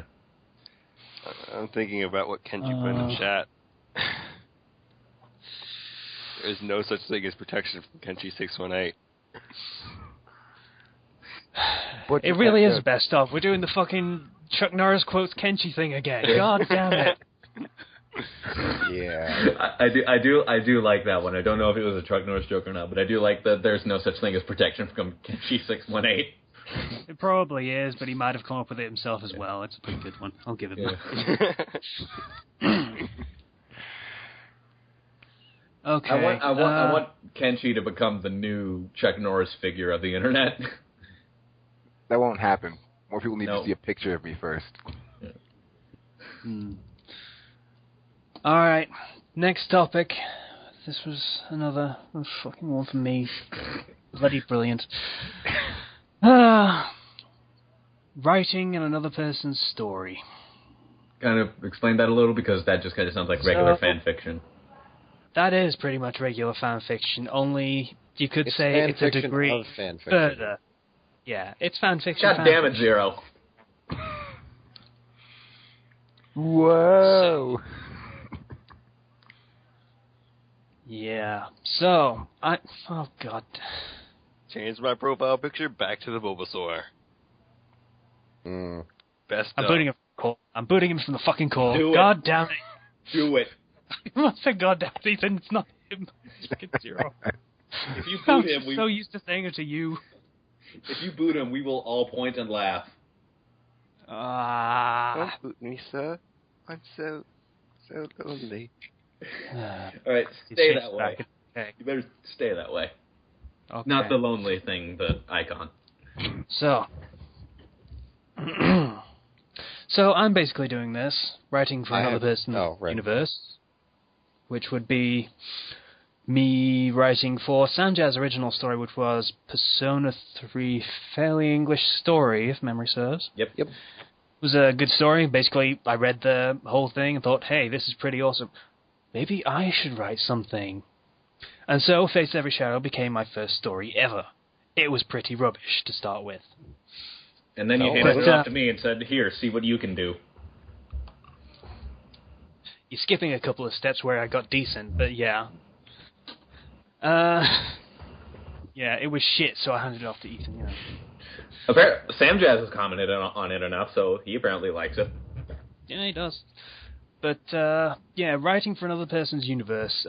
Slicer, you said you've done some of this as well, yes?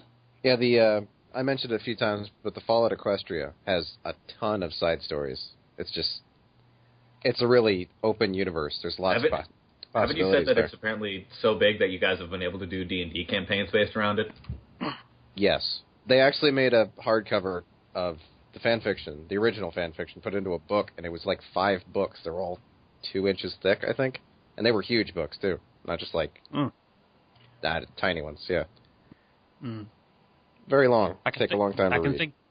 I can think of another communal universe like that, but it's not a very good example at all. I can think of Thief's World. What? Thief's World. It's kind of like basically you get this world and a bunch of writers can collaborate in it if they want to. Oh, okay. Yeah. Also, Poker Girls is an example of that, I guess. Right, yeah. Mm-hmm. That was a thing for a while. You don't see those anymore. That was a thing. Yeah. Oh, they're still around. Don't worry about it. I know. It is this thing. I only followed one seriously, and it's petered out, so... Like they all do. It's basically Pokemon are girls, basically. It's monster girls, basically. Isn't that just being a furry? Yes. Sort of. Yeah. Or do, like, personalities and themes reoccur through different writings? They have a canon universe, and they are very protective of it, as far as I'm aware. I only know bits and pieces because I've never actually read anything from it myself. I've kind of noticed that the more obscure and harder to penetrate your fandom is, the more protective people get over it. Kind of, yeah. It's why fandom seems, yeah. Well, I mean, it's why I've never understood PC gaming, like really hardcore PC gaming, because there's like, oh no, you just got to get all this processor and all of this and like this core, and then you just got to use these key commands and you're good.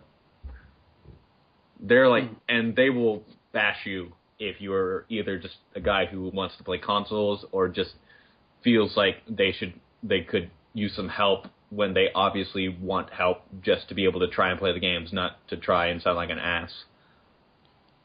Okay, this is massively off topic. Thank you for that, Ethan. A little bit. All right, so writing for somebody else's fic. I know somebody who's writing for my fic. Which one is that? Cease Wildcard wrote a side story for Celestial Suicide Mage, like I've mentioned many times. So he did. I have never read it. Like it was something you might deal with. One chapter. We kind of worked together on getting that first chapter out. He was going to write another chapter, but then his computer messed up and he lost the whole thing that he'd been working on. So it's kind of not happening anymore right now. But it's interesting seeing somebody else write for your fan fiction that you make, because you get to see what their interpretation of it is. You do, and there are problems with that sometimes. You'll find the original author is often very protective of what they've written and what they were planning to do with their story. Ethan's had experience with this, but this is a slightly different situation where he's actually writing for my story. As Not literally everyone has my access story. to your headcanons. That's the problem. Yep, that's kind of a problem. Well, I mean, it's also the fact you're kind of railroaded by you're writing in the middle of 2 different stories. In my particular instance, yeah, that's what's happening. So I have to abide by the canon of what he's already written in his original story, and the very little we've seen of the sequel story that takes place after my fic. So I have to play by the rules of what he said before and after. So there's a very narrow path that my story can go down. And that's a problem. We've butted heads a few times about what can and can't. I'm saying can't now. What the fuck? What I can and can't do in my story, because like I've wanted to do one thing and Sam Jazz has said no, you can't do that because this happens, and it's very rigid with what he's written. He says he won't change anything after he's published it. It's a thing. Even between us, we personally have had little arguments about how we want to have certain characters develop and how we want to direct them, and basically the main overarching conflict and all the little stuff that goes on in it. Yeah. Because we kind of write by the seat of our pants. A little bit. I have a pretty good idea. Ethan has less of a good idea because I haven't told him everything. I've told him most things. Well, no, you've given me that outline. Yeah. It basically works like this. we discuss a chapter, I type it up, he does editing, and then he ships it after I do a finalize. Kind of. It's communication is absolutely key if you want to work with someone and stay working with someone and it being official, if you want to call it that. Yeah. It's live communication is definitely important, yeah. Keeping in contact so that you know what you're doing, they know what you're doing, they know what they're doing, you know what they're doing. I can say for that's fact all important. That there would be at least 2 major changes to the story from what's been written now if I didn't have as good a communication with Casey. Maybe I probably would have changed it myself afterwards anyway, but yeah. Then it would be really confusing because you wouldn't know that I changed it, and then you would continue writing under the assumption that what you wrote is still canon. So then I would have to change it again. That would become an issue pretty quickly. Vicious cycle. But yeah. And then we're basically writing 2 different stories by the end of it. Anyway. Hey, it's like a choose-your-own-adventure kind of thing. Kind of, I guess. I like those choose-your-own-adventure things. Actually, it's more like a video game. Right? It's actually more like video game morality choice, where you're just given 2 decisions, but say you have a lot more in the middle. I like Choose Your Own Adventures. They were good. Yeah. I used to have a few of the Goosebumps ones. Oh yeah, I did too. those. Those were good. Yeah. It was it was the one about the kid who found the 2 foodstuffs that would change his size. I don't think I read that one. You guys ever play? There's an old choose your own adventure game called Sorcery, which was adapted to the iOS. The App Store. Mm-hmm. It's so I've fun. not. It's a choose your own adventure game. Like in that it tells your story as you like do things. Yeah, that used to be. It's basically text-based adventure. That's what a lot of early computer games used to be. It's like a text-based adventure, except you also have like action and fighting in it too, in a way. Oh, so basically the first couple of Ultima games. It's really it's well done. They have a part 2 out as well. I'm gonna put that I'm gonna link that. Discworld has a game like that. I forget what engine it's based off. I think it's called the Mud engine, and it's pretty good. Really hard to penetrate when you're first starting, but then again, a lot of text-based like online role-playing games are like that. I can think of another good Choose Your Own Adventure that I read once way back in the day. Turns out there was a PS1 game based on it called Death Trap Dungeon. Anyone ever heard of it? No. No one? Okay. Yeah, that was a thing. Just this random single book in a series of like 30 or 40 books, and this one book that I'd read, the only one I read, had been adapted into a game. A proper one. How was the game? Weird. I didn't get very far in it. I played like 5 minutes. I don't care. So, yeah, that was a thing. iTunes link. I don't know what that's for. Special Someone's guest. talking to somebody. Yeah, I was about to say special guest star apparently. I think it's King of Zero's brother. Probably. My brother just came out of the bathroom. He left his PSP on, and when he comes back, he finds that he was playing PvP. He finds the Reaper was there, and the Reaper just killed his entire party except for him. Ooh. That's... I've woken up to that before. I've fallen asleep playing the game. My problem has fun. always been in like Metal Gear Solid 3, where I forget to pause the game and sit it down to use the restroom, and then someone detects me as they're on their path. Yeah. That's a weird sound effect. Anyway. So, that's that topic done, I guess. We talked about that for a while. I think we said stuff about it. I don't even know what happened in that topic. We just kind of droned on for a while. A little bit. A little bit. Alright, so moving on to the third to last topic. We got another question from, what were we calling him? Johnny Boy? Was that it? Yeah. Yeah, we're calling him Johnny Boy. Jonathan Lobo, Johnny Boy. Johnny's. Our this regular was before the whole condom thing, by the way. That's unintentional. Yeah, that I don't think we're going to consider that a topic on it. Well, it's kind of a topic. Give it its credit. It was a good topic. You're welcome. All right. Okay, the question is, we did touch on this briefly before, but we're going to do it again. What would you recommend for a person who is just starting out in fanfiction? Should they put their best ideas first, or wait on it till they understand better on how to write? All right, I'm going to go ahead and step in because I've personally had problems with this as well, and I'm going to tell you, no. Find some other kind of more, something you'd still be invested in, but isn't as grandiose as your original ideas would be, and then write that. So that way you mature as a writer and kind of get some ideas of what would work better from your experience with the original story. My main problem with that, though, is that I have to decide which plot elements I want, like, because sometimes my stories will intersect when it comes to plot elements, and I have to decide which one gets certain plot elements. I have to delegate which one gets the more interesting ideas. I was going to disagree with you on the whole, saving your best ideas thing, but the truth is, now that I think about it, I was going to say, if you write it and it's kind of crap, then you can always go back and redo it later. But the thing is, muses, if you want to consider the concept, are fickle as fuck. I was going to mention that, yeah. If you write your best ideas and it goes on for a while and you look back at the beginning stuff and think, that's shit, I really should go back and redo that, chances are you are not going to go back and redo that because you are going to lose interest. Yep. Rather than actually do everything again. Yeah, that's why I'm glad I'm able to write for you. Mindset for that.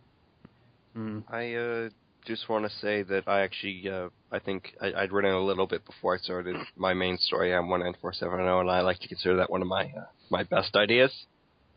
So when I first started writing that, I had little to no experience of writing. So what I did to get better was I started a whole bunch of different stories over on the side. And as I improved, I updated my, good story, and I went back and I, changed a few things to better, grammar and spelling and everything. Because, really, I realized I was crap, so I was like, okay, I've got the first chapter out. I had the first 5 chapters. I'm like, I need to get better at writing. So I started, the Empty Seed, the Celestial Suicide Mage, to, side stories, crossovers, to help me get better as I was writing, and that's what I did. I practiced while I was doing my main idea. I will say right now that from personal experience, I don't think doing your best idea first as your first writing is such a bad thing, because your first idea won't necessarily be your best idea. Yeah. You'll probably if you write your story that you think is your best, you're probably going to come up with an idea that's better than what you thought your best was, and you're going to start writing that later. So after you're already somewhat established and you've gotten your legs under you and you know what you're doing to some extent. For the most part, you're always improving. Yeah. Even if you think you aren't improving, anytime you have an idea that you think would work good, that's an improvement. Okay. It's a weird way of putting it, but yeah, I guess you're right. God damn it.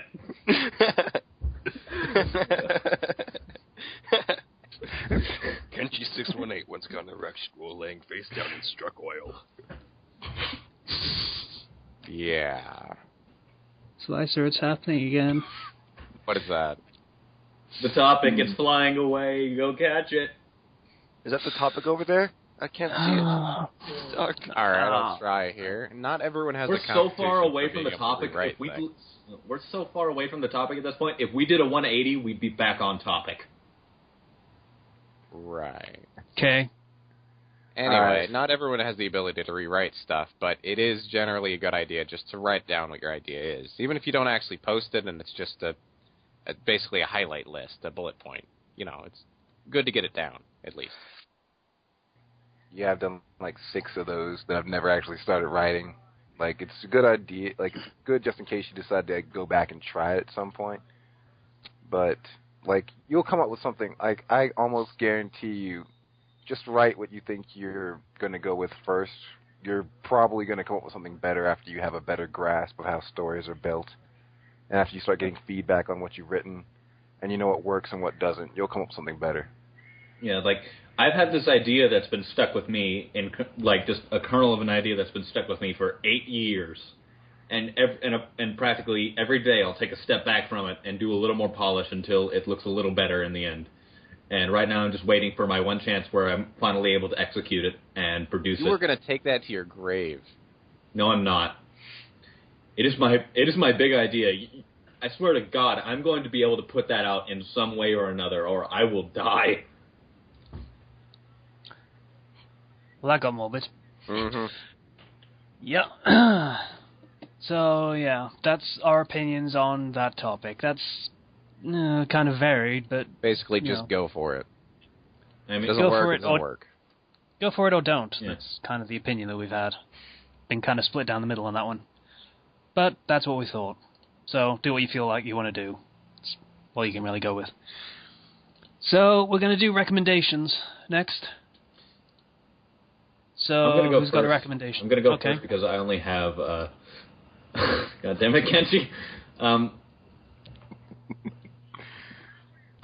Because I only have, like, 2 things to recommend, and they're both fairly short. They're both books, and the first one is called The Miseducation of Cameron Post, and it's really good. What it is this girl realizes she's a lesbian, and her parents die, and then she is taken under the wing of her conservative Christian grandmother, who eventually finds out that she's gay. And it's basically a big story about homophobia and tolerance, and a few other things that I can't go into without spoiling it, but it's really good overall. Okay. And the second one is the first book in a new trilogy that's come out recently called The Diviners. And what that is 1920s Prohibition era paranormal investigation. So basically the Order for Xbox One? Except a little later in time? Kind of, but this is also really good because it's about people with psychic powers battling the forces of evil cults and kind of satanic stuff. Like the first plot of the story is taking down a satanic cult that's come back to bite everyone, and it's really good. I'm sorry I can only say that they're really good, but a lot of them have so many twists at such early states in the book that I can't really talk about them without spoiling everything. I can relate to that, yeah. Yeah, that's all right. Okay. So, next. Who wants to go next? I can go, I guess. Okay. I found a long ways back, I found a Digimon fic called Devil's Advocate. I don't know if anybody's read that. It's, No. Lucimon is he's like one of, or the final big bad from Season 2, and he decides that he doesn't want to be locked away anymore. Before Season 2 starts, really proper, he contacts Takato in whatever world he's in, and he pitches everything as a game.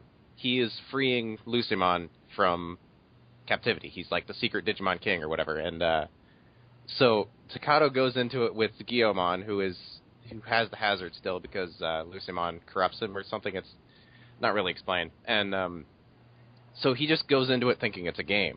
And it's really good. It's like video game cruelty potential or whatever. Takato has his moments where he's just a monster, complete monster. It's great. Didn't he leave everyone behind? Oh, no, wait, I'm thinking of a different one. Ah, yeah. It also has a side story. What is it called? Devil in the Details. They actually filmed Season 2, and Takato's in it. Nobody knows he's actually the bad guy yet, but not even Takato, actually, which is really interesting. And it's just like, the side story is everyone else's impression of watching the show. So is this written by the same guy who did Tamers Forever? I don't know. God damn it. The author is... My phone. My God, your mic is loud. What, mine? Yeah. Yeah, sorry. For those of you at home, my computer's perched right next to my phone, and occasionally it will go off, and for the leave a message thing. Those viewers at home will not be seeing this because it's a podcast, and will not be hearing it either because I'm going to be cutting it out in a second. So, and we're back in. Right. Now. The author is RGM 0005, 000, whatever, same thing.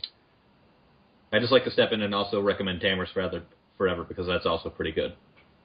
Okay. Which one is that? That's like the big Digimon Season 3 fic that everyone talks about. It's got a TV show I've read page. a lot of those, so... Here, I'll give you a link to the page, and it might refresh your memories. Thanks. Okay. I have a quote. Sorry. Any scene that does not have Takato in it doesn't seem as interesting, but the characters are... I don't want to say pushed to the extreme, but their personalities are a little more vivid, I guess. The Emphasize? Digimon Kaiser is very sarcastic, I guess. I got a quote. I'm going to try to do it justice here. It's right after he loses a fight. He says, "My army of sentient attack dinosaurs have been crushed, broken by a talking cat, a flying horse, a lizard in a costume, and a bug with drills glued to it, and a strange creature with flying wings coming out of its head. Yep, I'm done here." And then he just leaves. He pulls the Cartman and just says, "Screw everything, I'm going home." It's pretty good. Who's next? Anyone else want to go? I've got nothing. You've got nothing. I've done nothing productive outside of working. Again, Kenchi gets a pass. But eventually I'm going to have to stop giving him passes. What? This is the only pass I've ever taken. This is the second pass you've taken, because I'm pretty sure I said the same thing last week, because you said you've been working. Anyway. Whatever. I thought I recommended something last week, but I guess I didn't. Yeah? Did you? I don't know. I don't remember. I'm confused. I'll have to listen to it again. I don't know. I'm lost. I've forgotten. It's been a week. So, Oh, that's Tamers Zero. Forever. Okay. Yeah. Zero, you got anything? Let's see. I just found something I remember a long time ago. I think it's pretty much dead at this point, but there are two stories. One's a sequel to another, and it's basically Harry Potter and the Super Saiyan Wizard. It's where Gohan goes and finds out he's a wizard. Gohan from DBZ ends up going to Hogwarts. Why not? Sure, Is it why not? played straight, or is it like mocking, or what? It's like, like at one point, like Cell. It's like after the Cell saga, and like Cell ends up still being alive because he could regenerate from one cell, and he ended up like, oh, I'm still here, and so like, you know, Gohan's fighting him. Basically, he has to hide that he's got powers that could destroy the entire world if he missed. Oops. That's a pretty big oops there. Yeah. It was interesting. It's been a long time since I've read it, though. So. Okay. Oh, I should probably mention that Devil's Advocate. It seems to be abandoned, sadly. It's like 150,000 words, so it's a lot to read, but it is abandoned, it seems.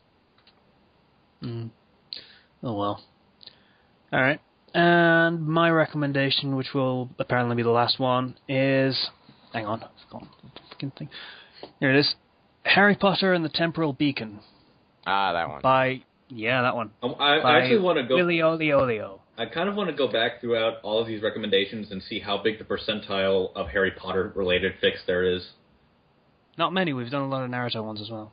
Okay, so Harry Potter and Naruto, and see how much the two interweave. Oh, the two most popular fandoms on fanfiction. I mean, I'm just saying, you guys bring them up a lot. I try to vary myself each week, and you guys tend to bring up a lot of Harry Potter and Naruto stuff each week. Hey, we didn't touch it this week. I would like to bring up the fact that I recommended an Avatar fic and a Pokemon fic off the top of my head, of the ones I've recommended. So, blow me. With condom. There's like 100 really of them. retort. Oh, gonna be using the vibrating Johnny. I could knock my fillings loose. Yeah. You gotta be careful with that. Gotta be careful with that thing, man. It could poke someone's eye out.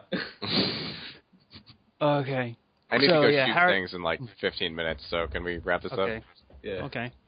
Harry Potter and the Temporal Beacon, time travel story. Harry and Hermione go back in time to the end of third year, I think it is. Like, yeah, right before the summer, she invents this like rune setup that works as a time travel beacon, so that they can always go back to that point. And they keep going back because they keep fucking things up and dying in horrible, horrible ways. Oh, so it's kind of like No Time to Explain. You just got to keep redoing the level until you win. Kind of, yeah, actually, now that you mention it. So, yeah, and I think they've got like 5 times maybe, and they've not really made any decent progress so far. Yeah, At 426,000 words, 428,000 words, my mistake. It should be Still noted updating. they did actually get to like 7th year or something like that, but the runes weren't perfected yet, so they don't remember everything. It's just like bits and Yeah, pieces. the first time they got pretty far through, but it was a faulty system that she'd set up, and then they improved it after that, but all the memories they got are all jumbled because it wasn't in order or anything. Shut up, Ethan.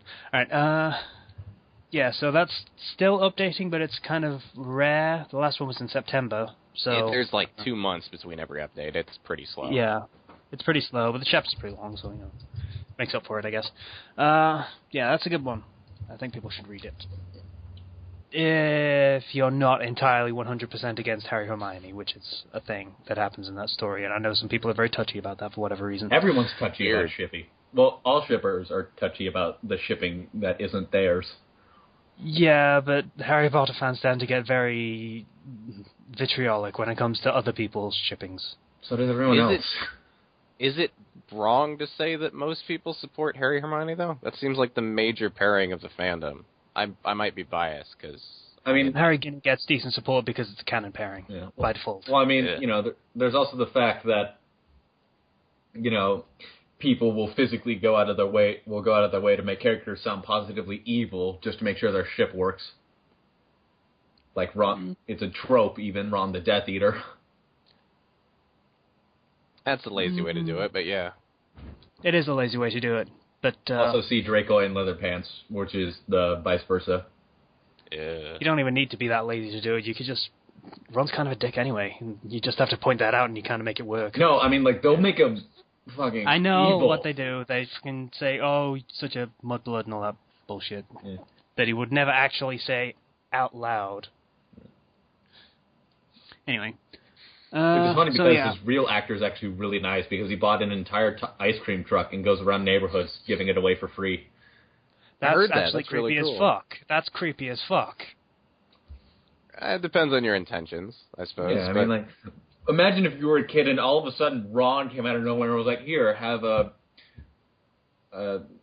Captain America ice pop. Britain, mate. All right, fine, Captain Britain. Not what I meant, but yeah, okay. I'll give you that one. Yeah, okay. So we're on to our last topic now. Space Jam! Come on and slam. I thought that was and welcome canceled. to the jam. Since Space when? Jam, Space Jam. Hey, you remember how they gave Lola Bunny tits? Yeah. Yeah. It was really creepy. That was really fucking The creepy. internet remembers and it doesn't want you to forget. Why We did they do remember that? all. Because They made a video game about anthropomorphic. it for the PlayStation. They did. I think I played that. It wasn't very good. No. Yeah, I played it too. And then there's also the fact that the website is still active and it looks atrocious. Like, I think it's actually a GeoCities site. I'm not sure. Just looking at that website makes me slow down. I actually remember in my graphics design class, there was this kid who was introduced to the site, and he actually screamed because it was so bad. He's like, "Oh no!" It looks like some random teenager was like, I feel like making this website today, so he just did it in a day. It looked like something Sweet Bro and Hella Jeff would try and do, just for the sake of a joke. I think it's a better quality than Sweet Bro and Hella Jeff, though. Well, I mean, the problem with Sweet Bro and Hella Jeff is that it's intentional. Like, he has to work to make it suck. Fair enough. I'm just gonna link something here. And that needs to be said. There we go. It's worth looking at. Oh, God. Because that's funny as shit. Nice. There we go. All right. Let me see what you got. Tell me what you got. Some guy got my phone number and keeps texting, remember Space Jam. I don't need this. It's Michael Jordan saying that. Hey, you should... Hey, dude, you don't forget Space Jam. Space Jam stays with you. I don't need this. You can sing "I Believe I Can Fly" in any fucking online gaming room, and the entire room will break out along with you. That's I staying believe power. I can touch the sky. Think about it every night and day. Copyright. Spread Well, my wings wings and and fly fly We're only singing each away. I believe I I believe can I can soar. soar. Step right out through that open No. door. Running through that open door, damn it. See me run through that open door. See? You gotta join in, Kenchi. We need you. I Right. believe I can fly. I'm black. You know, this Let's is not really go great there. motivation to go shoot things. I mean, Yeah. Man, So that's sing along completed. Thank you for listening to the 13th episode of the Fandom Flux podcast. Bye. Was oh my Bye. god. no, wait, he still has to do all the stuff. Oh, all right. If you want to get in contact with us, you can do so through our Fandom Flux podcast page on Blogspot through the comments, or you could reach us through our own personal Twitters or through the Fandom Flux Twitter at Fandom Flux, or you could reach us through our own personal profiles on fanfiction.net. I link them every week. Thank you for listening to the Fandom Flux podcast. Bye now. See ya. Stay Bye. safe. Stay safe. Use Stay protection. Safe from what? Yeah.